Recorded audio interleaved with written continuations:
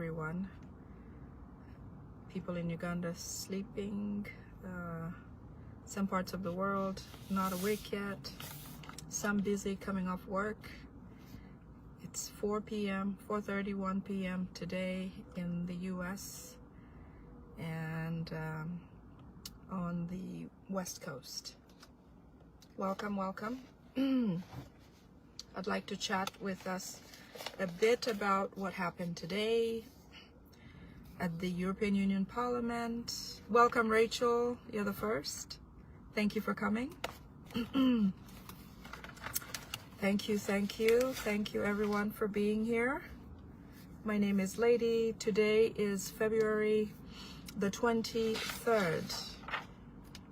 The 23rd of February 2026. Hello, Juliet. You're welcome. Thank you all for joining me today. I'd like to discuss what transpired in the EU Parliament today and a few more alerts and things like that from Uganda. I've been down with a bit of a cold, but I'm back now and hoping to get back in the swing of things with time.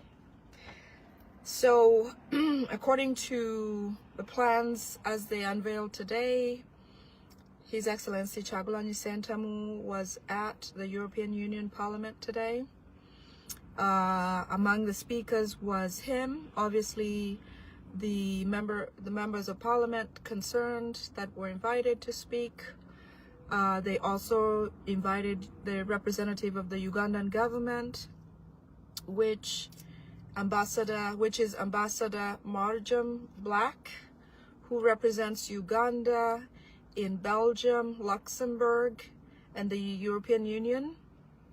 She obviously declined to appear because through Honorable Minister Okello Oryem of Foreign Affairs, the government of Uganda was not represented.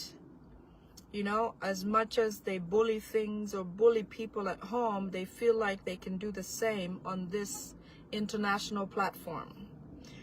I don't think it goes well as an indicator for somebody who means well, or a party or whoever, an organization that means well, to say no or turn down the opportunity to explain themselves.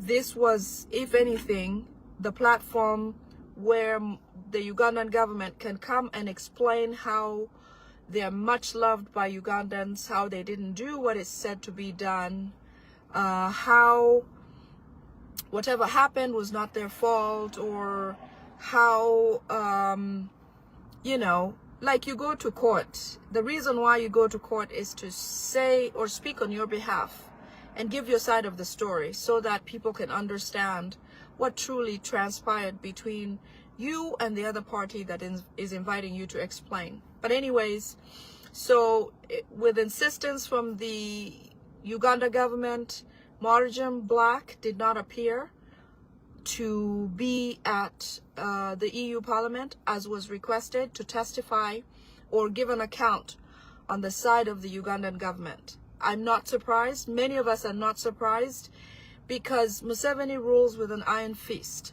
He believes in bulldozing things, not dialogue, not good faith, not well-intended anything for Ugandans. So I knew that this was likely going to be the outcome, that they wouldn't show up, because they really have nothing to say, right? So the speakers were the EU Parliament, our President, His Excellency Kyagulanyi Ssentamu. We also had Mr. John Johnson, EU External Action of the East Africa and the Horn of Africa. We had our own Dr. Sarah Birete. She did a wonderful job. And we also had a slot where the AU or COMESA or IGAD were to attend. However, they turned down appearances because they could not defend Museveni, or could not give an accurate account. As you remember, the AU already congratulated Museveni for becoming the president of Uganda elect at this time, despite the fact that everything that they saw or heard was contrary. They came out and said, well, Museveni, congratulations, you're the legitimate president of Uganda. But as you know, with things unfolding and the delay of the rest of the world congratulating Museveni, everybody who even stood for him in the beginning is now staying away, because Museveni is like a disease that if you contract or if you look like you have, you can't be party to several, amongst other people. So IGAD, COMESA, AU were not represented because they don't want to be associated with Museveni anymore as organizations that do their own, exist on their own accord. So amongst other things, Dr. Sarah Birete, you gave a beautiful account of your experience. His Excellency Kyagulanyi Ssentamu, you did a fantastic, phenomenal job. You were calm, you explained what was necessary, you were straight to the point, you used the right amount of time. You know, we are so proud of you even more every day as you do what you do to give Uganda the hope that we need, you know, for a change, possible change into a new government that is for the people and serving the people. We are thankful for your presentation today. We felt all covered. You explained what happened. You also gave them what they could do to help rectify or give Ugandans freedom and human rights freedoms from the fangs of the Museveni and the people and whatever they did. So that was wonderful.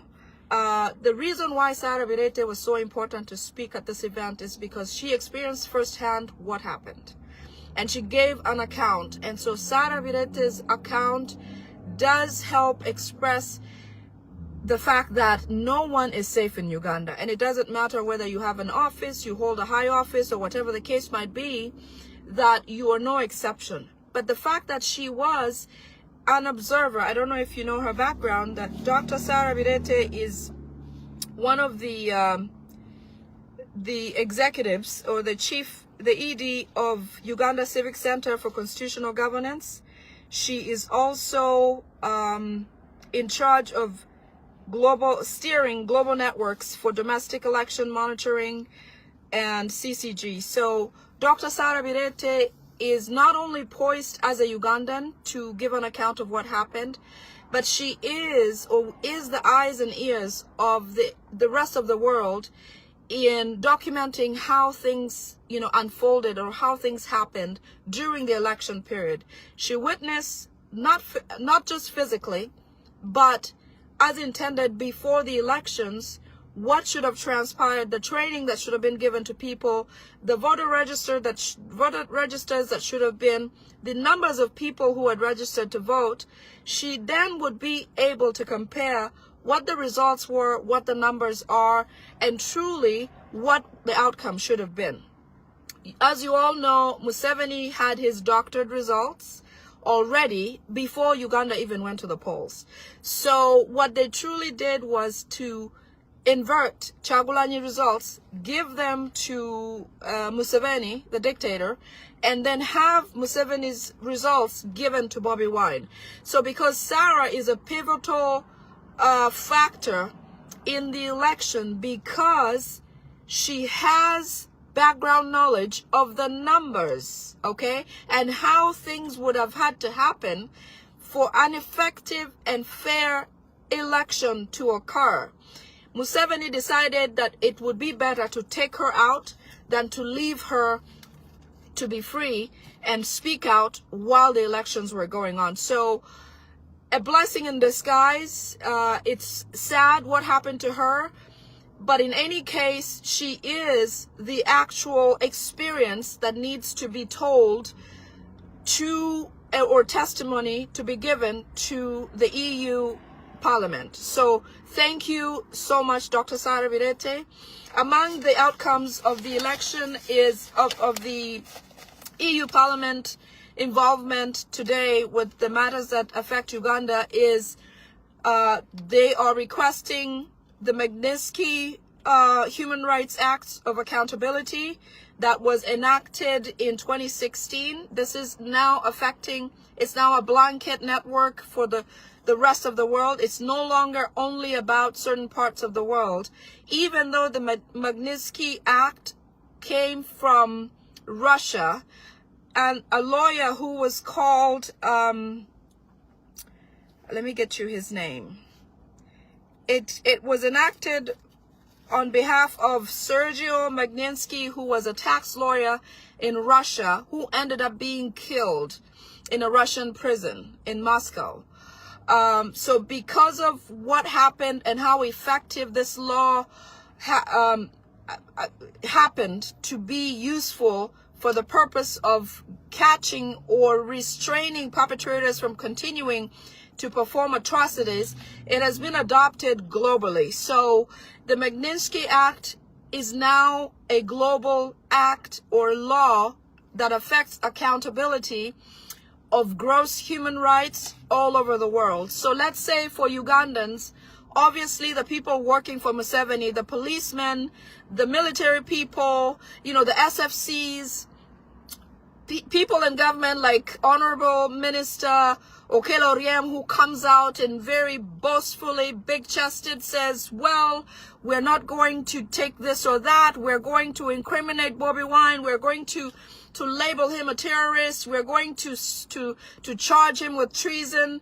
You know, all of the people who are caught on video beating or torturing a lot of the National Unity Platform supporters, people beating people, even judges who made judgment wrongfully on, let's say, the prisoners, political prisoners, even those who, you know, it could be as simple as a guard that is sent to go and perform a certain atrocity. So this makes it individualized. This is not just about a whole network to say the Ugandan president is the only one that's going to be affected by this. No, it is individualized. So if you're in the police, armed forces, SFC, Parliament, even a teacher at school, any way that you affect human rights negatively, you will be punished as an individual. So an example is Mr. Byabakama. I don't know if he's a doctor or what. Byabakama, the Electoral Commission executive, recently went to apply for a visa, to try to get a U.S. visa, and he couldn't get one. So one of the issues that they're going to strike is visa bans on a lot of these people. They're also not going to have access to their assets that are abroad. There will be a lot of asset freezes. So if you have if they have, you know, they hide their assets, their houses they buy abroad, Swiss banks where they put all their money, they have some money stashed away in the U.S., and it doesn't matter really what area of the rest of the world where those assets could be. In fact, it will affect people like your spouse. If your children are known, also affects them. Anybody that is associated with that person or that individual who is committing such atrocities or human rights violations. So I know that maybe about 6 or 10 years ago, somebody like Kaihura was sanctioned individually. He was targeted, I believe, after one of the elections where 2010 or something like that, the border guys were just harassing people, killing people. Dr. Besigye was, you know, here and there with his campaigns. Around that time, those sanctions were targeted to Kaihura. And these sanctions are not limited to a period of time. So it is timeless, even if it's contested to say people change and all that. People like Anite Among, Speaker of Parliament, she has been sanctioned from the Mabati incident that was supposed to be sent to Karamoja. They swindled those and they misappropriated them. They took them personally and owned them. Anita Among can no longer travel to the Western world, you know, to the U.S. Obviously, she can't go to Europe or some parts of Asia, you know, anywhere where the treaties apply. They can't freely move around. She had assets in the Western world, lots of them. She can no longer access those. Those are frozen. And there's no telling how long those freezes will take place or stay on hold. So a very long time for a fact. Some people have never been able to recover those assets, and it's been 20, 15, 30 years. She bragged about only needing a visa to Bukedia, but you know how that goes. Now that Museveni is changing towards her, possibly Mao coming in as speaker, you know for a fact that it's time to throw her like a piece of tissue. So those are the things that happen with the Magnitsky. I'm going to read some of those. So they're going to be imposed visa bans, targeted economic sanctions, blocking assets, prohibiting transactions in foreign countries. That can be individuals or entities. So targeting individuals like Muhoozi Kainerugaba, his father, you know, I can see this going on and on and on and on to police head executives who say things that are just ridiculous. Judges like Nzeja, this new one who was sworn in Museveni's bush or you know, in Museveni's home. He's actually a relative of Museveni. You can see how convenient that is. So with the rulings and he recently came out and said we can't speak about judges on social media, God forbid. But if he's not doing the right thing, he's obviously, you know, there's an avenue to discuss him there. The fact that he's intimidating social media or journalists or anybody that can speak, that is violating a human right. So people like Nzeja, I can foresee him being on that list, even if he hasn't acted very much just yet. But I understand Okeloriem, Minister Okeloriem has a lot of videos and certain, which I'll go into that later, but he has a lot to present to Nzeja about how they can possibly target His Excellency Kyagulanyi Ssentamu and label him a treasonous criminal, severe treasonous criminal against the government of Uganda. Meaning that he then becomes a wanted individual, and they'll have Interpol chase him and look for him everywhere that he goes. But that's besides the point. Hopefully these that have taken place today in the European Union Parliament will be a platform for things to change, but more so to get all those individuals that are acting that way to either refrain or move away if they're not willing to. So some of the sightings are, they're also, so they will be attacking, they will be setting these visa bans and all of the other targeted accountability requirements on individuals. I talked about companies or entities, significantly corrupt individuals. So I forgot to mention that.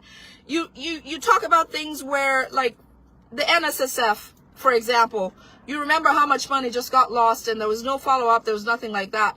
That is a reason also for the Magnitsky Act to be applied onto an individual for high corruption rates. And you talk about corruption, that is the whole government of Museveni, basically. So that's another way they're going to clamp down on these people. And then severe human rights abuses. Remember, the act of the Magnitsky Act came about a prisoner who was held in Moscow and killed in prison. So it really is an asset when it comes to what the human rights stakes are in Uganda. So hopefully, you know, I heard the speaker say that they're going to take action. They're going to work on these. They're going to pay attention. You know, like the rest of the world is paying attention. I'm sure this is definitely going to come down the pipeline pretty soon. The U.S. hasn't come in. You know, these actions or these global actions, when they do take place, they spread like wildfire, okay? If it's taken in the European Parliament, it will apply the rest of the world. So this, even if it looks like it just happened here, I am positive that this is going to spread like wildfire. And so other parts of the world are going to jump on and just set those bans in place, because there's no need for them to do research or whatever different times and spend a lot of money trying to gather information when it is in the central place. But that's how the Western world has worked so far. So it's a really good thing.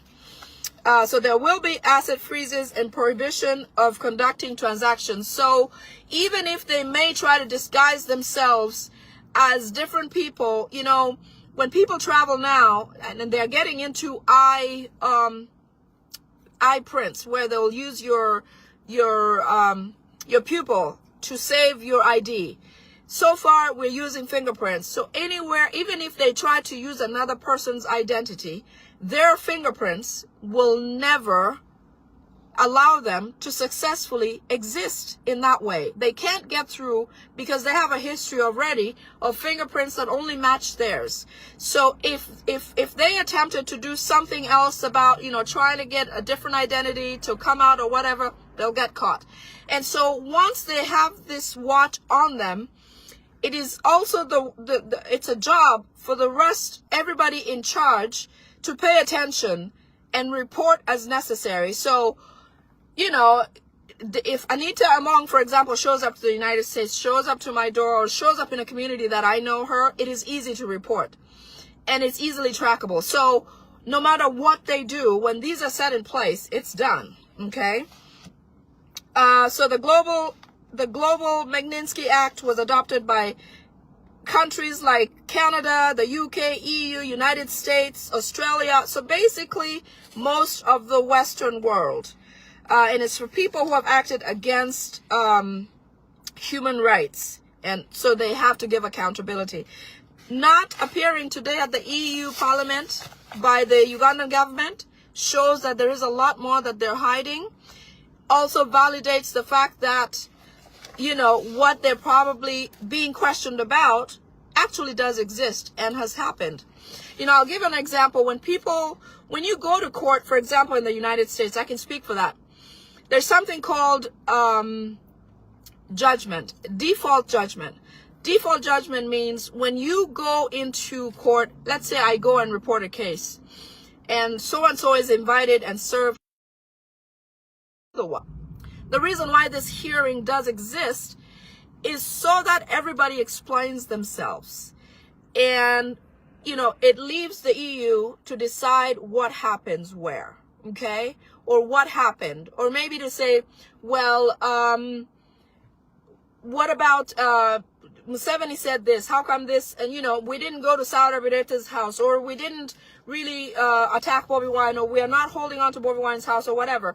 But because these people are a criminal mind, they're a gangster type of government, they feel like, and Muhoozi stupidly said something about, you know, he's going to send SFCs, or he's going to give them a lot of gold and all that stuff. You know, this is not the stage where you do stuff like that. So no matter what he tries to do, that will definitely not fly. I have a few other files I want to talk about. We're going back to Uganda now, and things that are going on or have gone on. So Museveni's government is having a lot of financial restraints right now. They're struggling financially. Every possible way that he's gotten monies have been blocked. I know that the Western world has given him a lot of money over time. They have, through funds, through like the IMF, International Monetary Fund, the World Bank, the US, obviously with the coming of President Trump, one of the things they slashed was, you know, funding to other countries, US aids that have been cut. So he's struggling a lot in his government and blames His Excellency Kyagulanyi Ssentamu, rightfully so, because, you know, with everything that he does, why should anybody give Museveni any more money? Why would any other government foster a relationship with a government that's intended or intentionally making sure that they exert human rights violations to their own people? Okay, so Kaseja, the Minister of Finance, has advised Museveni to possibly reduce the number of members of ministers, because apparently he has so many people, over 100 ministers in government. And Kaseja says, you know, that is a way of trying to calm down or to curb expenses so that he can have enough money to run the government. So you're going to see different departments suffering with payroll or paying staff because they don't have the money to do so. And the government truly does not have the money to do so. For a long time, Museveni had access to funds because, being that he had hoodwinked the Western world about being the peacemaker in the region, you know, all the wars in Somalia, in the Central Africa, in the East, in Congo, Nobody knew that Museveni was actually the perpetrator of those wars. And so even the EU today said they want to maintain relationships with Museveni because he's a peacekeeper in the region. That is actually false, because when we talk about ADF, when we talk about M23, those are all Museveni's armies or rebel groups. Like in the past, what he did in Lumbuye and northern Uganda, where he came as a rebel and then also came as the saving grace, the UPDF, he does the same in Congo, and he has done the same with the parts of the world, you know, Somalia, Central Africa, Congo. M23 is Museveni's army. And the ADF is Museveni's army. So when other countries think he's keeping peace, he truly isn't. He just is playing an act so that he continues to get funds. Okay, so he gets money to say that he's keeping peace in those regions, but he truly is not. So they're going to try to devalue the Ugandan currency by producing a lot of money and putting it in circulation. Now, this money is not going to be, they're going to be actual Ugandan notes, but they will have the same serial number, meaning that when this money comes into circulation, it'll be useful for traders here and there to buy assets, to buy this and that. However, some of that money cannot be accepted by the banks. So what they're trying to do is to look like the economy is doing well, but eventually, you know who borrows the most, all right? It's the wealthy Ugandans, the ones who are well-to-do. These are the people Museveni is trying to eliminate or do away with, which means once that money goes into circulation and they start to buy this or that or the other, eventually they will get caught in the web of using fake currency.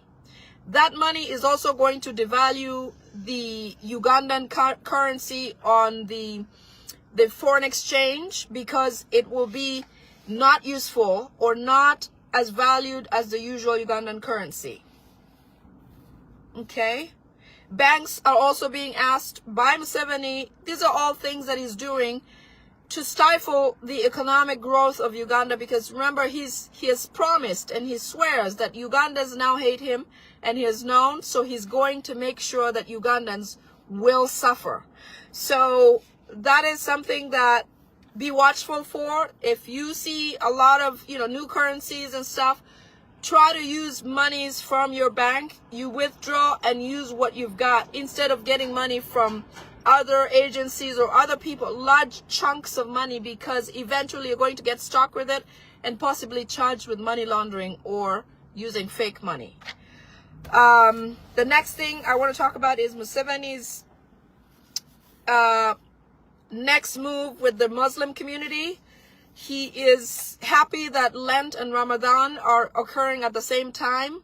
In essence, he feels like he's now able to control the two, and he's trying to use a method that the Nigerian president, he says the Nigerian president has successfully stayed in power because he has staged religious wars amongst the two governments, and it's caused them to focus on the wars so that they leave him alone. Okay, many of you can tell the gentleman is about maybe 90s or that old. Last time he went to Turkey and fell because of his seniority, because he's old. Okay, so he's going to pour a lot of millions into the Muslim clerics or the Muslim community to help them change their mindset, because he believes that, you know, the Muslims are a powerful force, not just as individuals, but as families, because Muslims are mostly extended. You know, there's not just Mr. and Mrs. There's Mr. and a few Mrs. here and there. So he feels like that a community like that can grow very fast and build strongholds to get him out of office. Not only that, the Muslims are concentrated in the central region. So anything that that looks like an organization or an organized group, Museveni wants to target. And Sorry, my video went away a little bit there. So he's set up to cause conflict between the Muslims and the Christians, to the extent that he's going to have Christians fight Muslims with their Quran and whatever they believe in, and then have Muslims fight Christians with their beliefs, calling them names or making them, look like they're both enemies. But I hope we don't fall prey to that, because we are stronger together, we are powerful together, and we belong together. So Christians, Muslims, or whatever religion you are, actually, we are stronger together as a force, as human beings, as Ugandans, than would be as Muslims or as Catholics or as Christians. So let's just look for those signs and stay focused and stay with what's right, do what's right, and not fight one another. The next thing is about Magere. Muhoozi has asked, Magere is Honorable His Excellency Kyagulanyi Ssentamu's home. To date, that home is being occupied by soldiers. Museveni's army, SFCs, and the police still occupy Kyagulanyi Ssentamu's home to date. Muhoozi has asked them to dig a tunnel underneath the home and see if there is an escape route, because he cannot believe that on the day that his home was raided, that His Excellency Kyagulanyi Ssentamu was able to exit the home. And he wonders how that happened, because there's no soldier or nobody who was able to explain how that even came about. They have exhausted every tool on earth that they can use over on land to try to sense how that even happened. They've used everything. They've used AI. They've used whatever tool they can at their disposal to try to figure out His Excellency Kyagulanyi Ssentamu's exit route, but they've failed. This goes to show you that Museveni's government really has lost intelligence. They have the worst intelligence possible, if they have any, because how does a human being and their whole family leave a country without you knowing when or how? I mean, the night of the escape, His Excellency Kyagulanyi Ssentamu was in the home. That just goes to show you how much our people in the military, the Ugandans in the police and the military, truly believe in doing the right thing. The fact that he was able to get out there scot-free, get away from the fangs of Muhoozi, is a big sign. And I have faith in our military. I have faith in our police department. I have faith in our Ugandan people for doing the right thing. So even if they try or want to do whatever they feel like they're going to do to exert force to try to get His Excellency Kyagulanyi Ssentamu, I think that ship has sailed. And I wish they would realize that they've lost that chance if they had any. Okay? So Muhoozi wants the whole neighborhood surveyed. They're still abducting people from the neighborhood, trying to find any signs of where His Excellency Kyagulanyi Ssentamu is. But I want to say this, that even if they preoccupy that home, they're keeping it busy or destroying it, Muhoozi has said that that home order of shoot to kill upon sight of Kyagulanyi Ssentamu. So with that, they've exhausted every possibility, and now they think killing him or taking him out is the only way to deal with this. All friendly leaders around the region have asked Museveni to just give up on this thing. They've asked him to just let go, leave the guy, let him come home, let him be, let him exist. But they've refused, because he feels like he's only bait. Museveni feels like he's only bait to try to coerce Kyagulanyi to even speak to him or negotiate with him, is to maintain hostage of his home. So he thinks at some point that the only reason that Kyagulanyi can ever come to the table to negotiate or talk to him is if he maintains grip of his home. The other reason also that Museveni hasn't released political prisoners is because he feels like that's another bargaining chip for him, because he thinks if he releases them now, then he'll have no reason to try to talk to Bobby Wine or convince him to let go of being on the run or give up his run or his bid for his presidency and try to get him to work with him. But we can assure you, Museveni, that that's not going to happen. There's no negotiations. It's not a level playing field. And Kyagulanyi is not a criminal. And he doesn't have to apologize to you because he did nothing wrong. In essence, you are in the wrong because you stole his win. You stole the election. You stole the win of His Excellency Kyagulanyi Ssentamu. So with that said, there's no room for negotiation. We can't report to the courts in Uganda because you own the courts of Uganda. We can't talk to civil societies because they're not existent. You have closed every civil society available in Uganda. Recently, we saw you with Father, His Highness. You dragged him into State House to come and visit with you. That necessarily doesn't mean that you have a relationship where the church doesn't listen to you. You have control of the church also. That is why when the pastors, or these pastors like the Bujingos, when they speak for you. They are partisan. So forget about being a religious avenue for us to even try to discuss this. When you come to, I talked about the courts, obviously not. Religious councils, no. Our cultural leaders are even worse. They're all compromised. We don't even see the Kawaka anymore. We don't see any of the cultural leaders speaking up, The only person that has attempted to speak up, you've always shut down. So we don't have any cultural leaders to go to. We don't have any religious leaders to go to. We don't have a judicial system that works. We don't have a civil society to go to. Your Mrs. Wangadia has come out many times and said, well, I think those new people inflict torture on themselves.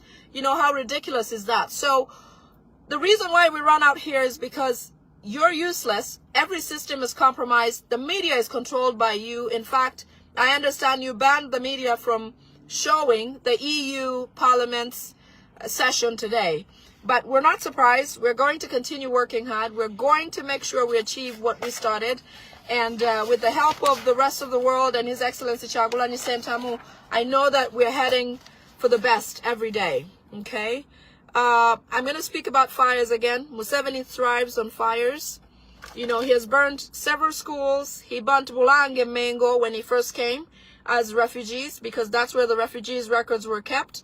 That place got burned, not by accident, but intentionally and purposefully by Museveni's government. Next place that was burned was Makerere University. This was around the time where his wife became the Minister of Education. Obviously, so that she can create documents and delete other documents. A lot of fake degrees were generated, untraceable. For example, that one of the lady who, Bamuturachi, and a whole bunch of all of them. Winnie Byanyuma's other certificates and education paperwork was also engineered. So they burned Makerere, the unit where the records are kept, so that there's no trace for anyone, whether you were legitimately there or not. So that means their fake certificates will thrive without actually coming from Makerere. So there will be fires in places like Makindye, Makerere, Nansana, Balagala, Kawempe, Kisubi, Mengo, Owino, Chiseka, and several different places. But when you see those are all Museveni's arrangements. Fires are a government policy, okay? No fires no fire outbreak is by accident in Uganda.